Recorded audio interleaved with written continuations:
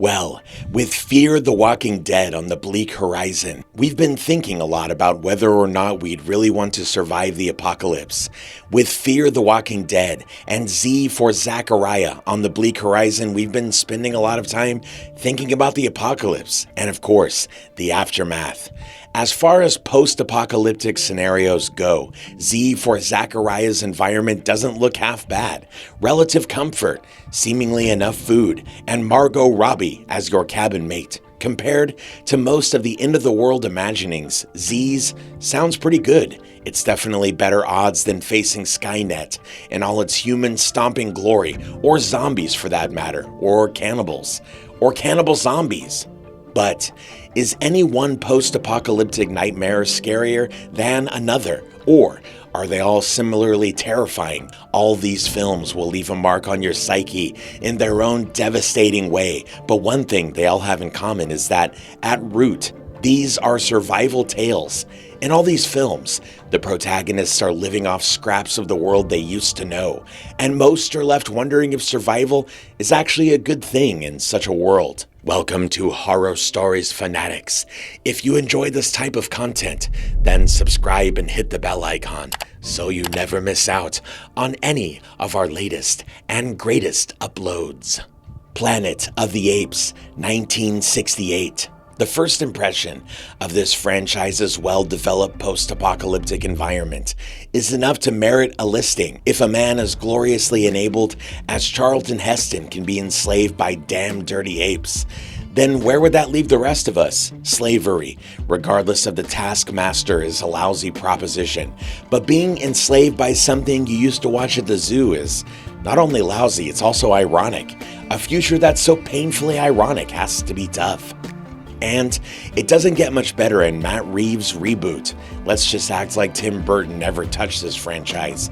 Dawn of the Planet of the Apes. On the offhand that you do survive the man-eating simian flu that's been wiping out most everyone you've ever known, you then get to deal with marauding apes with machine guns. On horseback. Worse. They are more numerous, more organized, more intelligent, and maybe even more civilized than you. Oh, and most of them want you locked up, if not dead. Just another day in the post-apocalyptic zoo that Earth has become. The Road, 2009. Of all the post-apocalyptic scenarios in film, The Road is probably the most realistic, especially if we are dealing with a doomsday scenario. Fortunately, we don't know that for sure. But Cormac McCarthy, whose book the film is based on, does his research. So if you're the kind of person who is more scared of reality than fiction, then this is easily the most terrifying tale of the bunch. Like no other film, The Road will make you appreciate the simple things in life, namely food and sunshine. That the film isn't even half as chilling as McCarthy's novel, or half as illuminating, is a testament to one of the world's greatest writers, who tragically just passed away recently. The film takes you there and scares you good, so it deserves to be on this list. But the book keeps you there, makes you stare within, changes the way you look at your kin.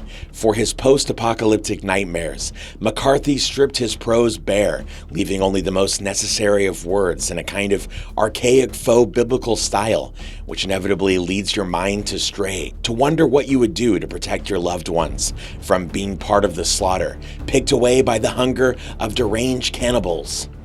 The Walking Dead, 2010 to present.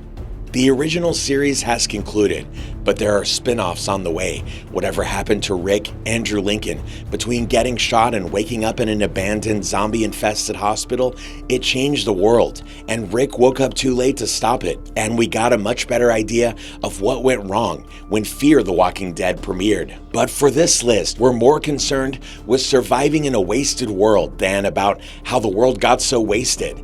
And in Sheriff Deputy Rick Grimes' post-apocalyptic world, it's survival at all costs. With so many seasons of The Walking Dead, survival is more terrifyingly explored and fully realized than perhaps any post-apocalyptic world. In that time, we've seen enough of the walkers to know we don't want to be their next meal. Getting eaten alive by a former human does seem like a gory affair, and we're quite certain we wouldn't want to become one of the inhuman eaters. But in The Walking Dead, it's not just the walkers, it's everyone. Again, the world is such that survivors have just as much to fear from each other as they do from the infected. Fortunately, for the rest of the survivors, Grimes is not only mighty, he's righteous as well. I Am Legend, 2007. In cult favorite The Omega Man, an earlier film based on Richard Matheson's 1954 novel I Am Legend, Charlton Heston wields a whole lot of guns that he uses to kill off technology-hating mutant cult members. And I Am Legend is scarier than that. Mostly because the 2007 film just isn't as, well, 70s. Still, both films are haunting affairs that speak to the desperate loneliness of being the last man on Earth and knowing that you are not alone. In both films, the infected, those lucky souls who are immune from the population-devastating disease, are transformed by it, mutated. Where once they were human, they have become something else. In I Am Legend, they're called the Dark Seekers, and they are far scarier than the nearly comical cult members of the Omega Man's The Family. In I Am Legend, the dogs are infected too. Of all the terrible things people are driven to do in these films, Will Smith's Dog Day is by far the worst. Still, if we're being honest here, Smith's second post-apocalyptic go after Earth is technically a more frightening environment than most on this list. The Earth has literally evolved to kill mankind. But come on, you guys would have skewered us for including that on this list. Snowpiercer, 2014. What if we actually created a problem with global warming that our only solution accidentally created another ice age? That's the question asked in Snowpiercer, which imagines the Earth as a ball of frozen matter, too cold to support life. This is the issue for the last few survivors on Earth, who are all relegated to the Snowpiercer train, which must remain in constant motion around the Earth or else risk freezing. Whether you're on the front of the train, where the bourgeois live in comfort and luxury, or the back, with the cold, overworked, underfed underclass, with leaders as twisted as Ed Harris's Wilford and Tilda Swinton's Mason, you'll never feel all that warm and fuzzy. Still, you'd rather be at the front of the train because poverty, despair, and claustrophobia is no way to live, even if it does seem like a better alternative than the great frozen outdoors. Mad Max 1978. Speaking of crazy, things don't get much more restless than they do in this Australian wasteland, regardless of which George Miller story you're watching, whether it's the original trilogy or the instant classic Mad Max Fury Road. The terrifying factor is similar, even if it's more vibrant, well-paced, and has the craziest of crazies in the latest installment. This opening line from Road Warrior pretty much sums it up. Only those mobile enough to scavenge, brutal enough to pillage would survive. Law and order takes a backseat to the rule of terror, which is perpetuated by the maniacal, the unhinged, and the weirdly dressed. There's also the sheer dearth of material goods that's worrisome, the utter lack of gas, resources, and food. But even with a scarcity of juice, the roads still seem to be filled with whack jobs with dangerously twisted senses of humor and a strange taste in vehicles and fashion. The Terminator, 1984. Remember when Arnold Schwarzenegger was really freaking scary? Probably not, but in 1984, the future Governator was a walking muscle machine, and a self-aware one bent on killing humans, programmed and created to do so, sent back in time to do so. And though we don't see much of the post-apocalyptic environment in the first Terminator, it's Schwarzenegger that made the future so terrifying in the rest of the films, including the latest, Terminator Genisys. The future's least scary Terminator is the T-800, which is terrifying in and of itself. And that slow-walking, cold-blooded seed is planted in the very beginning of the franchise. We carry that fear with us throughout all the films, where we actually spend lots of time in a very chilling future, where there's a network of computers trying to eliminate humanity. And those computers have created machines far worse than the T-800 to help facilitate the matter.